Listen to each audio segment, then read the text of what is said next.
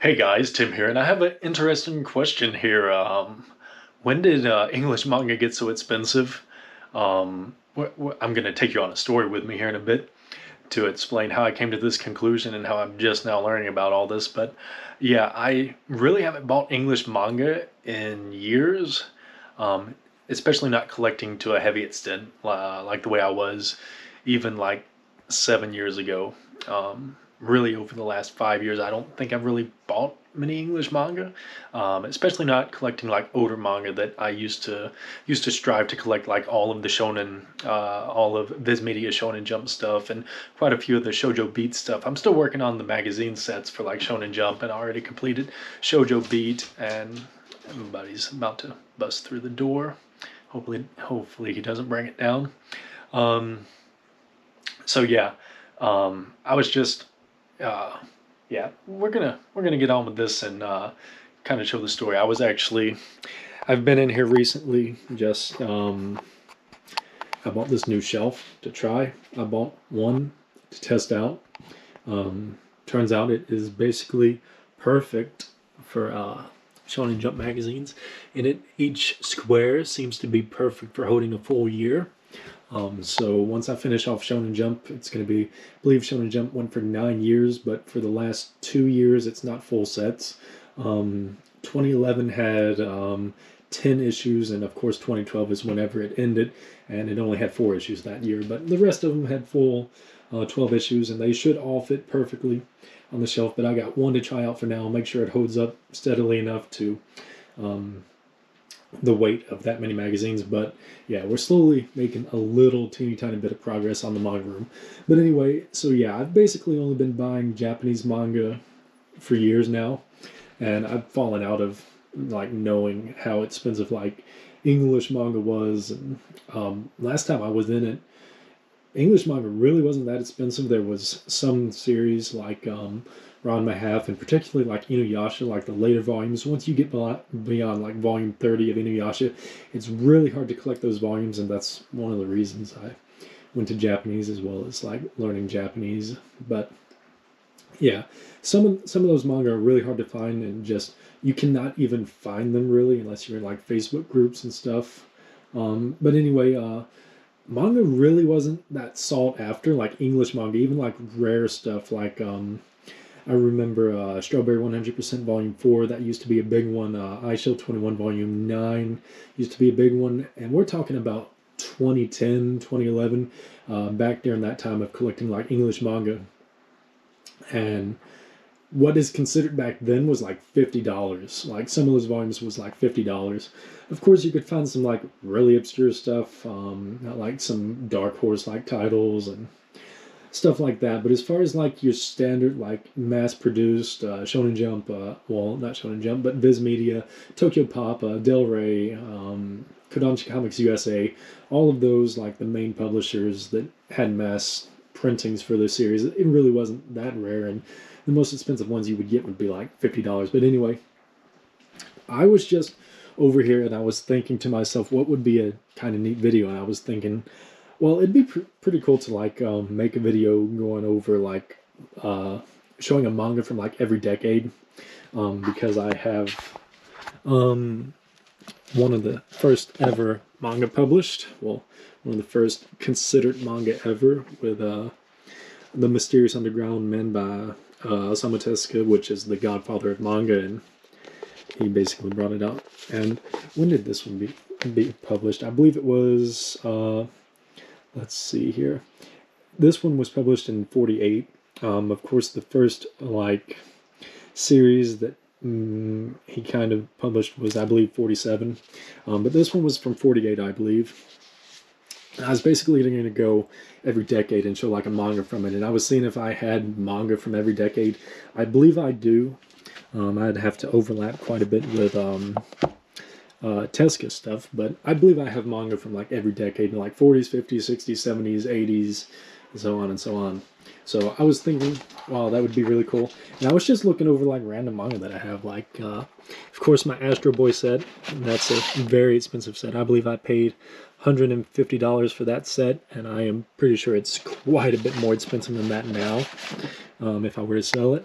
But that's one that I'm probably never going to sell. But anyway, I started looking over here at like some H manga because I was going over. I was seeing like when Yotsukidoji was published, when Adventure Kid was published, when La Blue Girl was published, stuff like that. Just trying to find dates and stuff, and I was just like, and I saw Silky Whip, and I was like, huh, that's the only Silky Whip I have, and it's by Old Great. So I was like, well, I'd like to look up and see if I can actually buy any more of those. See if I can maybe finish off the set. Not sure how many. What's this? Arrows Comics published before they went under. That might actually be the only like bound volume, but they did release a bunch of like paperbacks, like the single issues for Silky Whip. They published all of those, and you can actually find the scans of those online. Buddy, leave the door alone. Anyway, that's what happens. It's like I'm in here the whole time, and he leaves the door. Like, he's not bothering me or anything. He doesn't want in here, and then as soon as I start filming, of course, he wants in here for whatever reason. But anyway, yeah, so I was looking on eBay. I was like, is there any Silky Whip? And then I just started thinking about Oh Great, and I was just like, well, I never finished off Air Gear. It's a manga series by Oh Great that I kind of would like to finish in English because I almost have the full set. I believe it's like 37 volumes, and I have up through 28, and then I'm missing 29 and 30. And so, yeah, I'm not missing a whole lot. And I just started looking them up, and they are crazy expensive. Like, multiple of the... Like, basically, I started looking up volumes that I have after I saw how expensive volumes that I don't have are. And, like, this one I got for, like, literally $2. The Omnibus, I hate this. This is one of the reasons I don't like English manga. It's so ugly. They never released these 3 volumes in singles. It's only Omnibus. It's horrible. But anyway, I got this for like $2. Literally $2 from McKay's Bookstores back 2012, 2013. I was never going to buy it. Like, I did not buy it full price whenever it was new. I could have bought it new multiple times, but I was like, I am not paying like $20 for this. I believe that's what it sold for. Yeah, $21.99. I was not going to pay that. So I was just waiting until I found it used one day, and eventually I found it used. But I just started looking up volumes that I have, and it's like so many of them are like over $100 like used, and they are selling for those prices, which is insane. So when did manga get so expensive, like English manga? Like Kodansha Comics, aren't they still printing these? I know they started re-releasing them in Omnibus, but there should be hundreds of these out there that it should not, like thousands of them. They should not warrant the prices that they're getting. Like, it wasn't even that many years ago. It's probably maybe 5+ years ago whenever I was like buying Air Gear last. And I believe I still have like the stickers on a lot of these. It's literally, I got them for 50 cents. Because I just found them used in McKay's like years ago. And I was just like, I may as well buy them. Because I really wasn't going to buy English manga anymore at that time. But whenever I would still find deals like that, I would still buy them sometimes. So yeah. And it's just crazy. Like, I knew series like this one here. This is an example of like Dark Horse. Like, I'm never going to be able to finish this in English. It will be too expensive, and it's just not worth the hassle of finishing Oh My Goddess in English.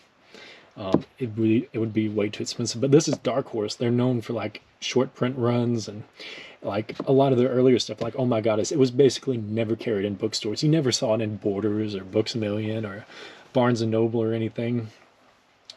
So they had really short runs. But Air Gear, it was super mass produced. Every bookstore had it. Like Del Rey, they used to have all of these.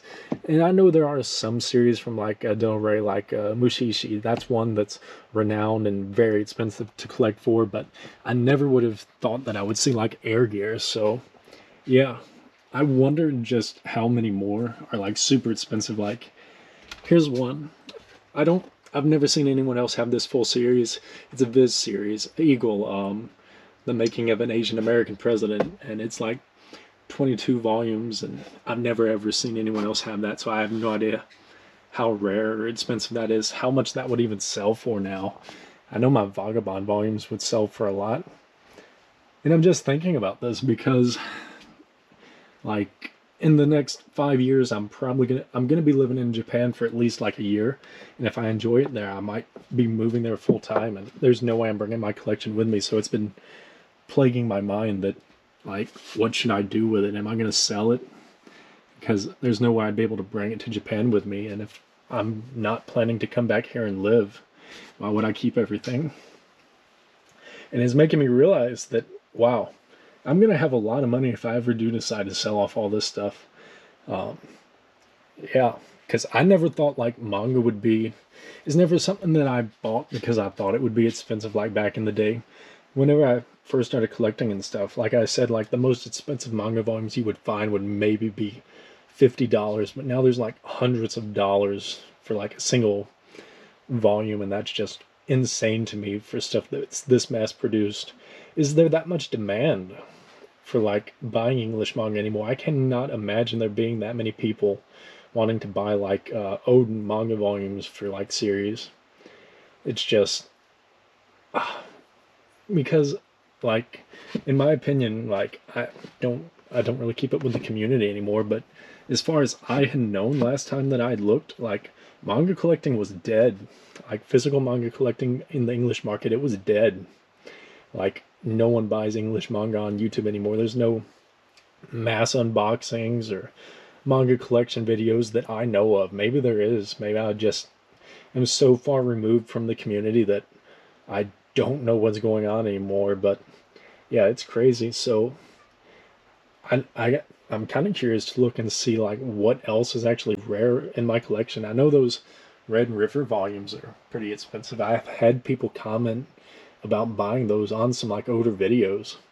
But what about like some old Tokyo Pop stuff? Tokyo Pop stuff, you couldn't give it away back in the day. Back whenever Tokyo Pop went under, back in 2009, they basically had to liquidate everything, and you could find like Rave Master and tons of other things in like used stores because they just bulk got rid of everything. Hastings was a store I found tons of those in. That's where I got all my Ayo Yaoshi and Samurai Deeper Kill. That's where I got all of those. And I got them all like used for like maybe like $2 or $3. I don't think I have any of the stickers on them anymore because I removed them all. But when Tokyo Pop went under, they just had so much that they couldn't get rid of, and they just liquidated everything. It all went to like used stores like that. So yeah, are any of these rare? I'm really curious about going through my collection now because I never thought I would see like from publishers like Kodansha Comics USA and Del Rey, outside of like the few series that are actually rare that people want, like a Mushishi. I never thought I would see like a series like Air Gear that mass produced become rare and expensive and sought after. It is so bizarre to me. Yeah, I'm really curious now. I'm gonna have to go through my collection, and because I was already thinking about like even before I was planning to move to Japan, I was thinking, well, since I'm going to Japanese manga, I'm probably just gonna replace all my manga with like the Japanese versions, and then just sell off the English versions later because I don't really need them anymore. And I still might do that even if I do not sell off my full collection. Like I said, there's some series like Monster up there. Monster I will probably never sell, and Astro Boy I'll probably never sell. Um, but maybe I should look into possibly selling them if I'm moving to Japan and not gonna be visiting here outside of like a couple weeks a year anymore. But yeah, it was just bizarre to me. I just wanted to make this rant video, like asking, when did manga get so expensive? Like, when did this happen? Because I thought I at least had like a finger on the pulse of the community for as far as like collecting English manga and stuff. But apparently I don't, because I never imagined like so many of these manga, like Busou Renken and stuff, like Angel Sanctuary, like all these series I bought for like incredibly cheap, like 5-10 years ago, and now it's like, are they actually worth anything? Because I never would have imagined that they would be, because you couldn't give them away back then, basically. But yeah, let me know in the comments down below. Have you guys noticed this trend? Is like English manga becoming sought after and expensive now? If so, can you imagine why? Because as far as I knew, Like, basically collecting has been dead, and there's like no reason to buy physical manga anymore, especially English manga. So yeah, it's just really bizarre to me. I'll see you in the next video. Later.